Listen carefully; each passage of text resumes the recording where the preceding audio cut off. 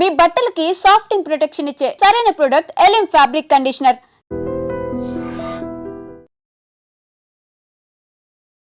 Visakha CP గారికి ఒక complaint వచ్చింది.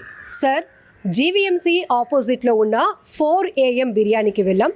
చక్కగా 3 బిర్యానీలు ఆర్డర్ పెట్టుకున్నాం. అయితే వేడివేడిగా వాళ్ళు సర్వ్ చేశారు, తిన్నాం, అంతే. అందులో ఏదైతే చికెన్ని టేస్ట్ చేశామో తేడా కొట్టింది, అస్వస్థతకు గురయ్యాం, టేక్ యాక్షన్ సార్ అంటూ ఇచ్చినటువంటి కంప్లైంట్తో ఫుడ్ సేఫ్టీ ఆఫీసర్స్ అయితే 4 AM బిర్యానీ సెంటర్ పైన రైడ్ చేయడం జరిగింది. సో అక్కడ కొన్ని మనకి తెలుసు, జనరల్గా వెరైటీ ఫుడ్స్ని, టేస్టీ ఫుడ్స్ని మనం టేస్ట్ చేస్తూ ఆస్వాదిస్తున్నామేమో ఆ ఆహారాన్ని అనుకుంటున్నాం. కానీ ఒక రకంగా చెప్పాలంటే అందరినీ కాదు, కొన్ని చోట్ల మాత్రం అనారోగ్యాన్ని కొని తింటున్నామని చెప్పడంలో ఎలాంటి డౌట్ లేదు. ఎందుకంటే మనకి ఎప్పటికప్పుడు రాష్ట్రంలో ఎక్కడైనా కావచ్చు, విశాఖలో కూడా ఫుడ్ సేఫ్టీ ఆఫీసర్స్ చేసినటువంటి రైడ్స్లో కూడా మనకి విస్తుపోయే వాస్తవాలు బయటపడుతున్నాయి. బయట మనకి కలర్ఫుల్గా లైటింగ్ బోర్డ్స్ కనిపిస్తాయి, అలాగే వాళ్ళు ఉపయోగించే పాత్రలు మెరిసిపోతాయి, వేడివేడిగా ఫుడ్ ప్లేట్లోకి వచ్చేస్తుంది. కానీ ఇన్సైడ్ ఏం జరుగుతుందంటే ఈ ఫుడ్ సేఫ్టీ ఆఫీసర్స్ మాత్రమే దాన్ని గుర్తించగలరు, గమనించగలరు, వాళ్ళపై యాక్షన్ తీసుకోగలుగుతారు. సో ఇప్పుడు 4 AM బిర్యానీకి సంబంధించి జరిగిన రైడ్లో కూడా అక్కడ పారిశుద్ధ్యం చాలా దారుణంగా ఉంది అంటున్నారు. సో మనతో పాటు ఏఎఫ్సి చక్రవర్తి గారు, అలాగే ఫుడ్ సేఫ్టీ ఆఫీసర్ అప్పారావు గారు కూడా ఉన్నారు. సార్, నిన్న మీరు రైడ్కి వెళ్ళారు. ఫస్ట్ సిపి గారికే నేరుగా కంప్లైంట్ వెళ్ళిన తర్వాత ఏంటి సార్ అక్కడ పొజిషన్ ఏంటి? ఇద్దరు కంప్లైంట్ ఇచ్చారు కదా, వాళ్ళు ఏం టేస్ట్ చేశారు, ఎట్లా తెలిసింది? మాకు సిపి గారి ద్వారా 2 టౌన్ సిఏ గారు ద్వారా మార్నింగ్ 7:30కి కంప్లైంట్ రావడం జరిగిందమ్మా. ఫుడ్ అక్కడ ఏంటంటే ఒక 4 వ్యక్తులు ఆ బిర్యానీ తిన్న తర్వాత అస్వస్థకు గురయ్యని చెప్పడం జరిగింది. తర్వాత కంప్లైంట్తో నేను మాట్లాడాను.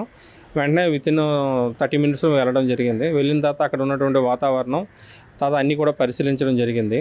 రెండోది ఏంటంటే కంప్లైంట్ వెళ్ళిపోయాడు ఆయన, ఎవరైతే బాగోలేదు అన్నారో వెళ్ళిపోయారు. వాళ్ళు కూడా పిలిపి రిటర్న్ కంప్లైంట్ పోలీసు వారు సమక్షంలో తీసుకోవడం జరిగింది. తీసుకున్న తర్వాత అక్కడ లోపల ఉన్నటువంటి 4 AM బిర్యానీలో ఉన్నటువంటి హోటల్ మేము చెక్ చేయడం జరిగింది. వాళ్ళు తయారు చేస్తున్న విధానం కానీ, అక్కడ ఉన్న పరిస్థితులు కానీ, మేము ఇచ్చినటువంటి లైసెన్స్కి, FSSAI లైసెన్స్కి ఆ కండిషన్స్ కానీ, శానిటరీ కండిషన్స్ కానీ, హైజీనిక్ కండిషన్లు కానీ వాళ్ళు మెయింటైన్ చేయట్లేదు. సో వాళ్ళ మీద మేము సెక్షన్ 55 and 56 ప్రకారం కేసు నమోదు చేయడం జరిగింది. సార్, అక్కడ 4 AMలో లైవ్ కుకింగ్నా సార్? వీళ్ళు ఇప్పుడు కంప్లైనర్స్ ఎవరైతే ఉన్నారో ఏంటి, బిర్యానీ రైసా లేకపోతే ఆయిల్ కల్తీ అన్నారా, లేకపోతే ఏంటి అసలు ఏమొచ్చింది? అది లైవేనమ్మా. అది డైరెక్ట్గా వాళ్ళు ఏంటంటే డీప్ ఫ్రిడ్జ్ కూడా ఉంది. నేను రా మెటీరియల్ చెక్ చేశాను, చికెన్ రా చూశాను, -18 degreesలో డీప్ ఫ్రిడ్జ్ అది ఉంది.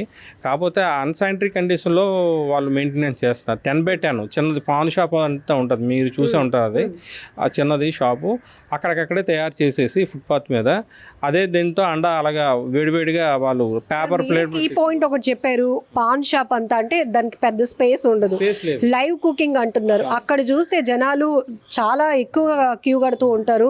సో కనీసం రోజుకి ఒక 1000 మంది అయినా అక్కడికి రీచ్ అయ్యే అవకాశం ఉంటుంది. అంటే శానిటరీ అక్కడ ఎలా ఉంటుందో మాకు ఇప్పుడే అర్థమవుతుంది. అవునమ్మా, వాళ్ళకి ఇచ్చిన కంప్లైంట్ ప్రకారం ఏంటంటే బిర్యానీ తినేటప్పుడు చికెన్ ముద్దగా ఉందని చెప్పేసి, మెత్తగా ఉందని చెప్పేసి చెప్పడం జరిగింది. వాళ్ళతో కంప్లైంట్తో డైరెక్ట్గా నేనే మాట్లాడాను, ప్రిన్సెస్ కూడా పిలిచాను. కాబట్టి చూసిన తర్వాత వాళ్ళ ఆరోగ్యం ఎలాగుంది ఏంటని అడిగితే ఇప్పుడు బాగానే ఉంది సార్, మేము తినేటప్పుడు కొద్దిగా మాకు అది స్టేల్ ఫుడ్ లాగా అనిపించింది, మాకు అది మెత్తగా అవడానికి కారణం ఏంటంటే బిఫోర్ డే పెట్టారేమో అనుమానంతో మేము కంప్లైంట్ చేసామని చెప్పడం జరిగిందమ్మా. చక్రవర్తి సార్, స్టార్ హోటల్స్లో ఒక 400-500కు వచ్చే బిర్యానీ మనకి అందుబాటులో, మధ్య తరగతి వాళ్ళకి అందుబాటులో ఉంటుంది కాబట్టి కాస్త అవైలబిలిటీ ప్రైస్ అని వెళ్ళటంలో తప్పు లేదు. ఎందుకంటే అందరికీ ఆ రుచి చూడాలి, ఆస్వాదించాలి అనిపిస్తుంది. కానీ ఈ తక్కువ ప్రైస్ నెపంలో ఈ ఏదైతే ఆఫర్ బోర్డ్స్ పెట్టడం, రంగురంగుల లైటింగ్లు, బయట ముస్తాబు, బట్ ఇన్సైడ్ చూస్తే వీళ్ళకి ఇంత తక్కువకి వీళ్ళు ఎలా ప్రొవైడ్ చేయగలుగుతున్నారనే డౌట్ ఉన్నప్పటికీ తక్కువకి ఇస్తున్నారు కదా, వెళ్ళి తింటే పోలే, మనం ఒక్కరమే కాదు కదా, మన వరకు ఏది రాలేదు కదా అనుకుంటారు. ఇప్పుడు పబ్లిక్కి మీరు ఎలాంటి అవేర్నెస్ ఇవ్వాలనుకుంటున్నారు? అంటే పబ్లిక్ అంటే ఇక్కడ రకరకాలుగా ఉంటారండి. పబ్లిక్లో కూడా యావరేజ్, బిలో యావరేజ్, వాళ్ళ ఎకనామిక్ కండిషన్స్ బట్టి వాళ్ళు వెళ్ళే దాన్ని బట్టి స్టాండర్డ్స్ ఉంటాయి. పబ్లిక్ ఎంత లో ప్రైస్ ఇచ్చినా కానీ పబ్లిక్ అర్థం చేసుకోవాల్సింది ఏంటంటే the low price they are giving means the electrician is more అనుకున్నా మనం అర్థం చేసుకోవాలి. బట్ ఇక్కడ అందరికీ ఒక ఎడ్యుకేటెడ్ పీపుల్కి అర్థమవుద్ది, వీడు తక్కువకి ఇస్తున్నాడంటే సంథింగ్ ఈజ్ గోయింగ్ రాంగ్ అని అర్థమవుద్ది. బట్ ఇక్కడ అన్ఎడ్యుకేటెడ్ పీపుల్, మామూలు కూలీ నాలెడ్జ్ చేసుకునే జనాభా ఉంటారు మన దాంట్లో, అన్ని రకాలు ఉంటారు.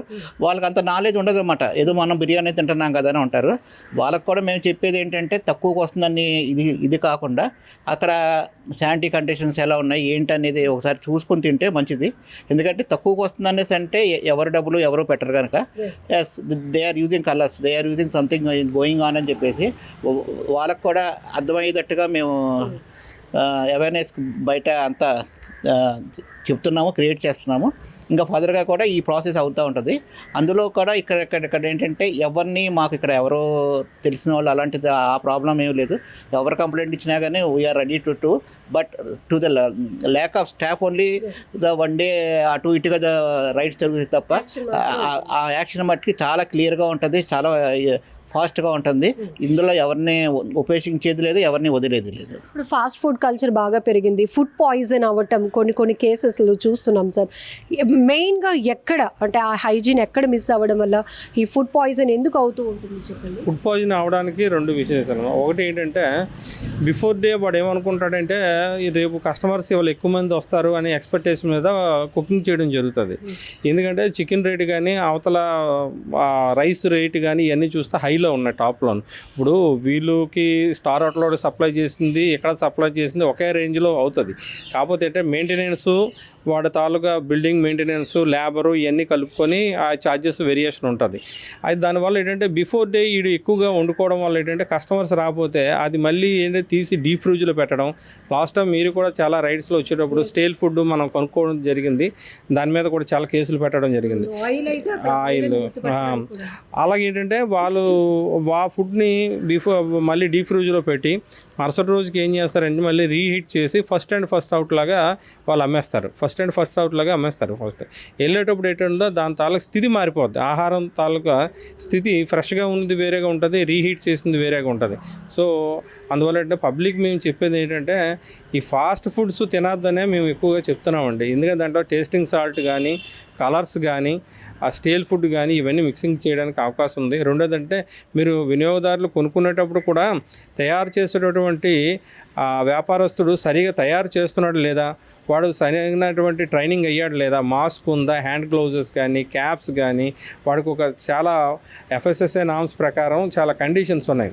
రెండోది అక్కడ ఇచ్చేటటువంటి పరిసరాలు కూడా శానిటరీ పరిసరాలు బాగుండాలన్నమాట. ఈగలు వాడడం కానీ, ఫ్లైస్ కానీ, తర్వాత రోడ్డు మీరు వెళ్ళి ఆఫీసర్స్ కాబట్టి మీరు రైట్స్ చేస్తారు, కంప్లైంట్ ఏవైతే రైజ్ అవుతూ ఉంటాయో దాన్ని పరిగణలోకి తీసుకొని వాళ్ళపైన కేసులు బుక్ చేస్తారు. బట్ యాజ్ ఎ కస్టమర్ ఎవరైతే పబ్లిక్కి వెళ్తారో వాడు తక్కువ ప్రొవైడ్ చేస్తున్నాడు, మనం వెళ్ళామా తిన్నామా వచ్చేసామా, కానీ వాళ్ళని మనం అడగటానికి ఎలాంటి రైట్స్ ఉంటాయి? కస్టమర్కి కన్జ్యూమర్ దీని ప్రకారం వాళ్ళకే రైట్ ఉంది. వినియోగదారు రూపాయి పెట్టి కొనుక్కున్నా సరే కంపల్సరీగా వినియోగదారుడికి హక్కు ఉంది కంపల్సరీగా. క్వాలిటీ ఫుడ్ దానికి తగ్గట్టుగా ఇవ్వవలసిన బాధ్యత షాప్ యజమానికి ఉంది. కంపల్సరీగా కూడా ఫుడ్ విషయంలో మటుకు క్వాలిటీ ఫుడ్డే ఇవ్వాలి. ఇవ్వకపోతే మటుకు వాళ్ళ మీద కఠిన చర్యలు మేము తీసుకుంటాము. సరే, స్టార్ హోటల్స్లో కూడా కిచెన్ మెయింటెనెన్స్ చాలా అధ్వానంగా, బల్లులు లేకపోతే బిర్యానీ ఆర్డర్ చేస్తే అందులో బొద్దింకలు ఇలాంటివన్నీ చూస్తూ ఉన్నాం. సో ఎవరైనా మీరు ఇప్పుడు అన్నట్టు రూపాయి పెట్టి మనం కొనుక్కున్నా కూడా అక్కడ ఒక రైట్, ఒక హక్కు అనేది ఉంటుంది మన ఆరోగ్యం కాపాడుకోవడం కోసమే. సో అందరికీ ఓవరాల్గా మీరు ఎట్లాంటి అంటే స్టార్ హోటల్స్ అయినా కానీ లేకపోతే ఈ స్వీట్ మేకింగ్ దగ్గర కానీ మేము డైరెక్ట్గా వెళ్ళి కిచెన్లోకి వెళ్తామండి. మేము ఓన్లీ ఫుడ్ బయట పెట్టే ఫుడ్ కాకుండా ఒక స్వీట్ షాప్కి వెళ్తే కార్ఖానా అంటే వాటి షాప్ ఒక చాట్ ఉంటుంది, ఫుడ్ అదే స్వీట్స్ ఎక్కడైతే ప్రిపేర్ చేస్తారో అక్కడికే వెళ్తాం మేము మెయిన్గా రైడ్. మేమేంటంటే స్వీట్ షాప్ని మాత్రమే చూస్తాం మేము. మీరు అక్కడ వరకే చూస్తారు, ఎందుకంటే అక్కడ అద్దాల్లో పెట్టి మీకు అంతా మినరల్స్లో పెట్టేదానికల్లా ఇటు లైట్స్ పెట్టేటప్పుడు ఇదిగా ఉంటుంది. కానీ ఎక్కడైతే వాళ్ళైతే మెయింటైన్ చేస్తున్నారో ఆ కార్ఖానాల దగ్గరికి వెళ్ళి వాళ్ళకి మెయిన్ ఏంటంటే ముందు ఒకసారికి రెండుసార్లు చెప్తాము. ఇఫ్ దే ఆర్ నాట్ అప్పుడు కూడా ఒకసారి రెండుసార్లు చెప్పినప్పుడు కూడా వాళ్ళు వినపోతే we will go as per the act, we will take action against him. అంటే ఫస్టే కేసు పెట్టడం అనేది ఏం కాదు, ముందు మనం వాటికి ఎడ్యుకేట్ చేయాలి. ఏదో వెళ్తామే కేసు, కానీ కొన్ని సిచ్యువేషన్స్లో తప్పదన్నప్పుడే మేము కేసుకి ఫస్ట్ టైం వెళ్తాం. కానీ ఫస్ట్ ఏంటంటే ఈ యాక్ట్ చెప్పేది కూడా ముందు you have to educate the FBO food business ఆపరేటర్ని ఎడ్యుకేట్ చేయండి. మీరు ఇలా ఉండాలి, ఈ రూల్స్ పాటించాలి, ఈ క్లీన్నెస్ ఉండాలి, ఈ హైజీనిక్ కండిషన్స్ ఉండాలి. ముందు 1-2 సార్లు ఎడ్యుకేట్ చేయండి. ఆ ఎడ్యుకేట్ చేసినప్పుడు కూడా అతను వినపోతే next you go to the act act and take the punishment as per the act అని చెప్పేసి మేము చెప్తా ఉంటాం. Thank you sir. నిజంగా ప్రస్తుతం ఉన్నటువంటి సమాజం దేనికి ప్రయారిటీ ఇస్తుంది? ఆర్థిక సంబంధాల చుట్టూ మాత్రమే తిరుగుతోంది. మళ్ళీ ఎన్నికలంగానే చాలా విరక్తి కలుగుతాం. మంచి అనిపిస్తుంది కదా, లేడీస్ కూడా ఛాలెంజింగ్ జాబ్స్ చేసినప్పుడు చాలా బాగుంటది. ట్రాఫిక్ అసిస్టెంట్స్ గా నియమించిన ట్రాన్స్జెండర్స్ అందరితో సాల్యూట్ చేయించుకుంటున్నారు. ఫుడ్ డెలివరీ ఇవ్వటానికి వెళ్ళినటువంటి డెలివరీ బాయ్ అనిల్ పై కళ్ళ ముందు పెళ్ళండి